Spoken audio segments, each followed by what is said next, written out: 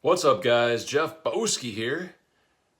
I felt like I needed to make a video to correct some of the things that Jonathan Little got wrong on his YouTube video, Online Poker in America. Thanks to some help from professionalrakeback.com, I'm going to debunk a lot of the things that Jonathan Little said in his video. A minute into the video, Jonathan implies that making a deposit through your bank for online poker is illegal. What is illegal is sending money into a site or out of a site using a bank. It's only illegal for banks and other financial institutions to process internet poker transactions. And this is not even 100% legally clear. It's not illegal for players to initiate these transactions. Almost every single unregulated and unlicensed site has gone broke. This is clearly false. Just look at the sites that were around at the time of Black Friday and accept US players today. Bodog, Bovada, Yadahay, WPN, and Intertops are some examples of sites that have remained honest for the entire duration from then until now. They're still going strong today. About 11 minutes into the video, Jonathan Little says, Here are the big unregulated, unlicensed sites. Jonathan Little gives a list that consists of Ignition, Bovada, Bodog, ACR, Global Poker, and PPPoker. There are a few missing, like Sportsbetting.ag, Betonline, Intertops / Juicy Stakes, and 5 Dimes Grand Poker Room. Jonathan Little says, talking about Ignition, Bovada, Bodog. Now, they offer anonymous tables. Again, you're not going to have a big edge if you're playing on these sites. He is not taking into account the effect of anonymous tables on game quality. Earlier, Jonathan said that anon tables cater to recreational players.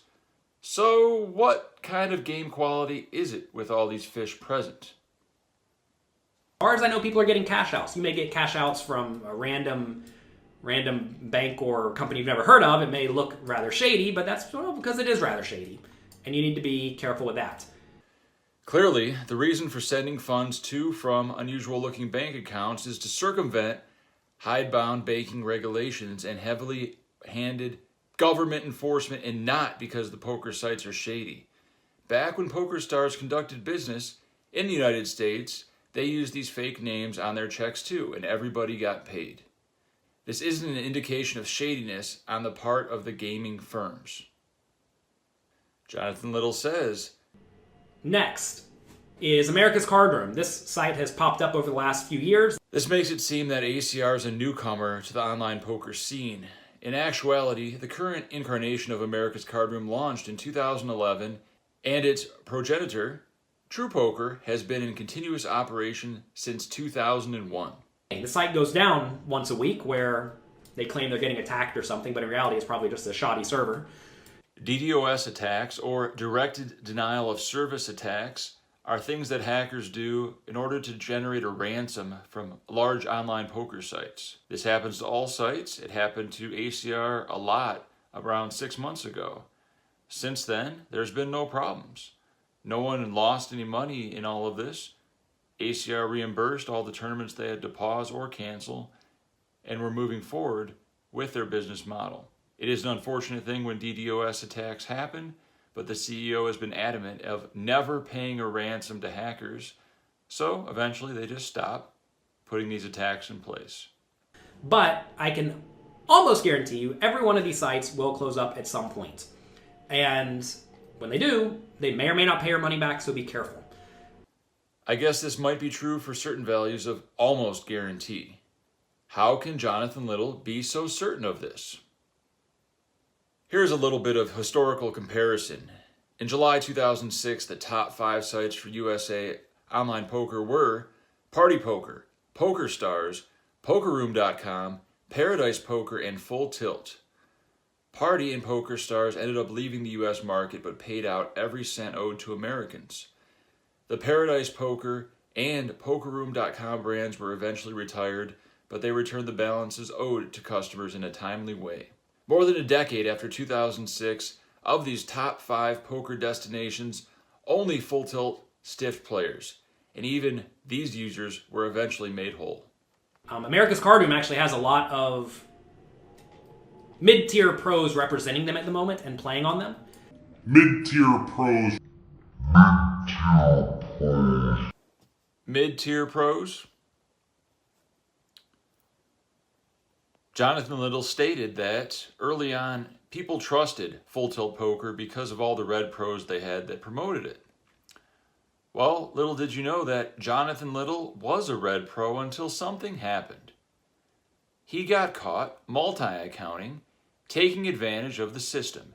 As a red pro, he was entitled to at least $35 per hour and 100% rake back. He specialized in sit and goes, and a lot of his friends played sit and goes, so in a sheer act of greed, he let other people play on his account to get that 100% rake back and build up over $35 per hour when he was busy playing live tournaments, sleeping or otherwise. He got caught and he was removed as a full tilt poker red pro. It's just silly to play on any of these. Very often, they may have trouble cashing you out. The list Jonathan is showing is sports betting, Intertops, Grand Poker, Seals with Clubs Poker, Nitrogen. His comments are unduly negative, especially given the stellar ratings and history that many of these companies have. Intertops has been around ever since before the internet existed and is one of the most reputable sports books around. Same with Five Dimes, the parent company of Grand Poker. Nitrogen Sports is probably the most well-regarded Bitcoin bookmaker in existence, and it pays withdrawals same day. Seals with Clubs also pays within 24 hours and has faithfully honored players' balances through mitigations to 2 new platforms. Throughout the video, Jonathan Little advises people to not deposit any money that he cannot afford to lose, to cash out after a big score, to not keep one's entire bankroll tied up on any single site, etc.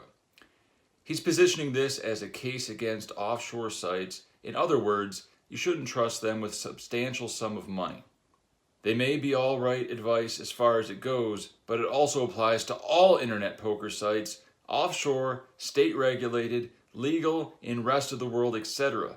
It's recommended that nobody trust any gaming site or, in the fact, any bank or other institution with all or a large bulk of their financial resources. So this isn't really an argument against unregulated poker. The factual corrections on this video have been presented to me on behalf of ProfessionalRakeback.com. Check out their site. Excellent affiliate work. I highly recommend ProfessionalRakeback.com.